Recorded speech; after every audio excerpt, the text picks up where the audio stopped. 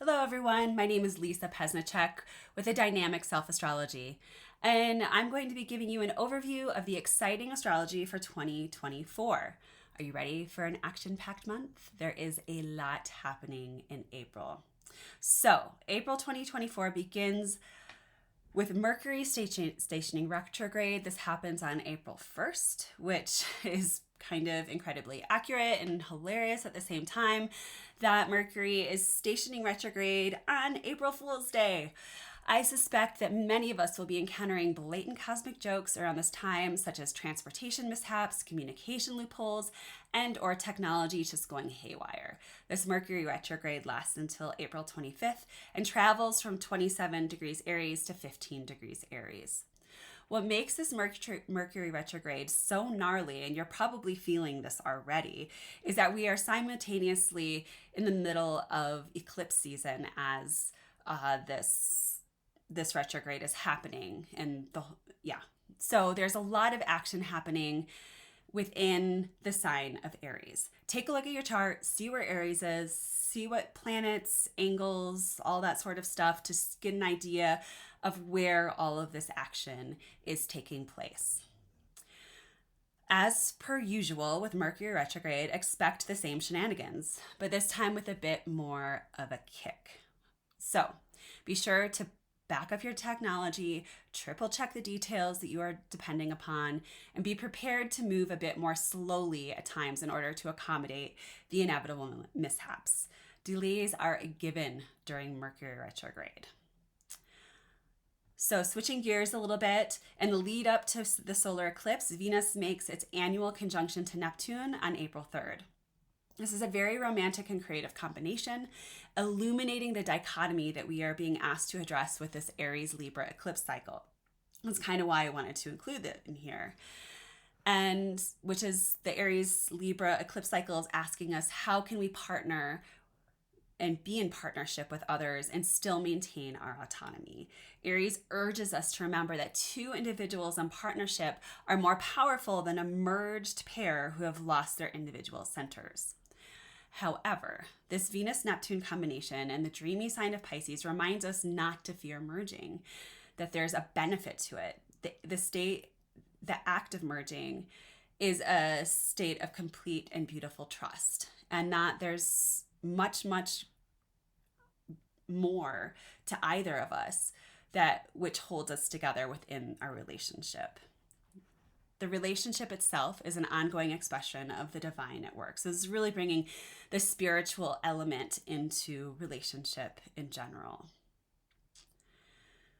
Okay, the Aries total solar eclipse. It takes place on April 8th. It's a big one. It's taking place at 19 degrees Aries, 24 minutes. So take a look at your charts again.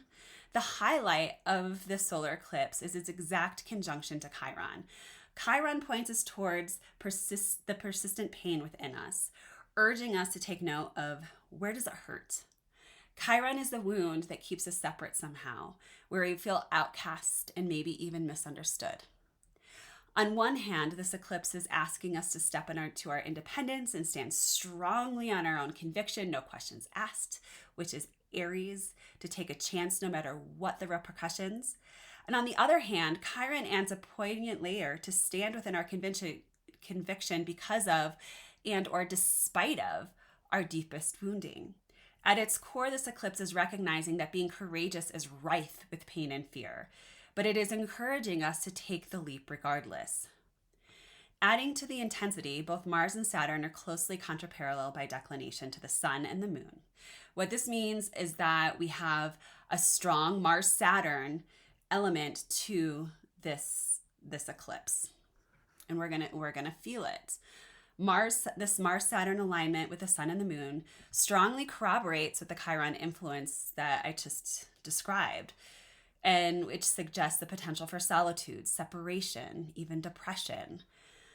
All in all, this suggests that there is no escaping the earthly pain that we carry with us. We are being asked to do something. That's the Mars-Saturn, to take action with the hardship, which is the Chiron, that we find ourselves facing, and to take bold and assertive steps towards manifesting in the midst of our wounding. Not all new beginnings are created equal. and this one carries quite a punch. Can you trust the process despite the discomfort? And to carry on from that, we're still going to stay in this Mars-Saturn world because on April 10th, Mars and Saturn come into their conjunction. They perfect their conjunction at this time, and it's at 14 degrees Pisces, 41 minutes. Collectively, as we kind of addressed earlier, Mars and Saturn represent hard work, trials and tribulations, a hard no, even separation or termination. Mars and Saturn are often involved when we find ourselves in the school of hard knocks. That said, Mars and Saturn are the reason why we get things done. They drive us to put our ideas into material form and ensure that our endeavors are successful. We need the fire underneath us and the critical voice to make our life more functional and efficient. In addition, we need good boundaries and the ability to say no. This conjunction is the new moon moment for Mars and Saturn. So we have a lot of new beginnings in April. The beginning, we're seeing all these new cycles coming to a really strong, powerful meeting place. Expect to feel a drive towards manifestation around this time. This motivation could come from the insight acquired from the eclipse, which is also inspiring new beginnings. All right, so we're going to kind of switch gears here. That was a lot of kind of heavy stuff.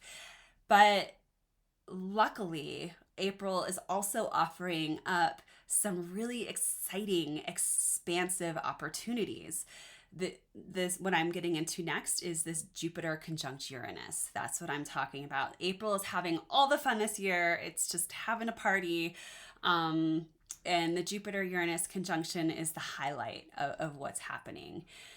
Don't miss out on the manifesting opportunities that are available to you around this time. Together, Jupiter and Uranus represent success beyond bounds, sudden opportunities, reaching for the stars, and maybe even grasping onto them.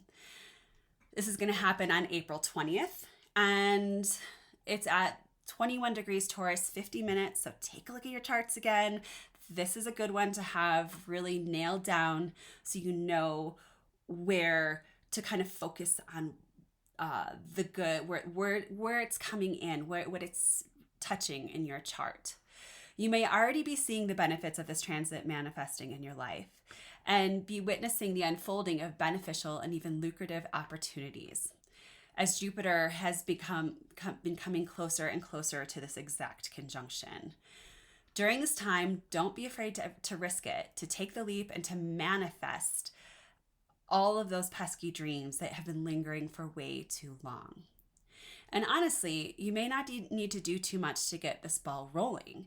The proverbial ball could be reeling towards you as you hear this. So brace yourself for something wonderful to happen.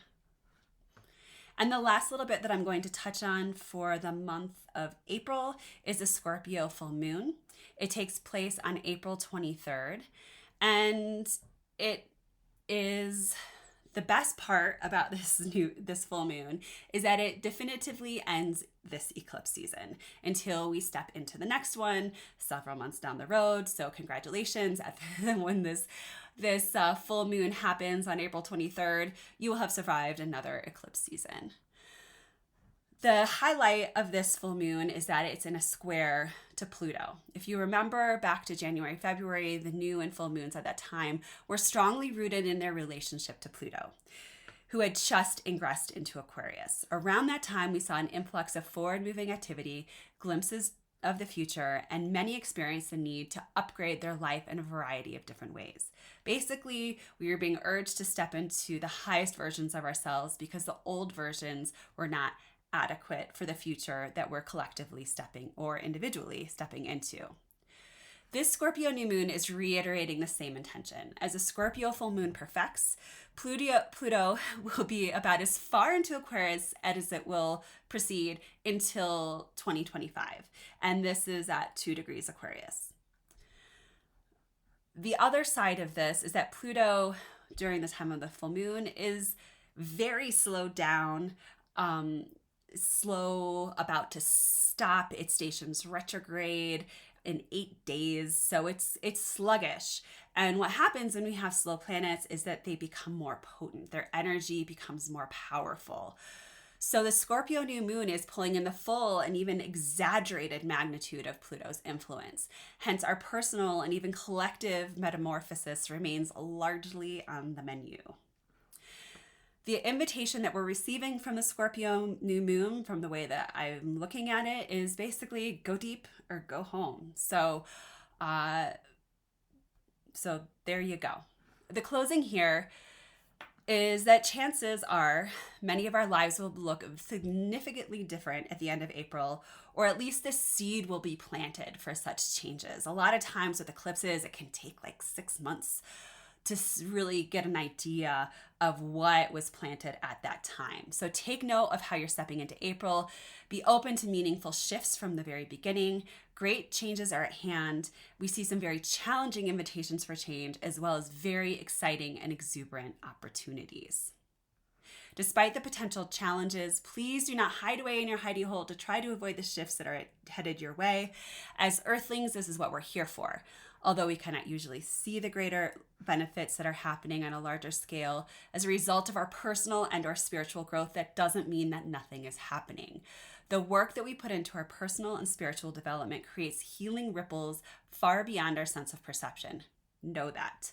When the work is hard, know that there is a reason, something far, far beyond us that is simultaneously being healed as we heal ourselves.